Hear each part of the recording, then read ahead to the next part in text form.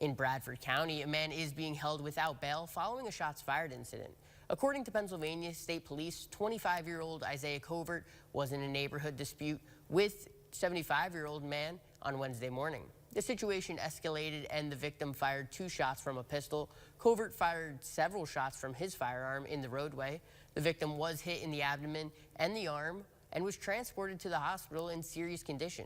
Covert was charged with aggravated assault of a deadly weapon and is currently at the Bradford County Correctional Facility.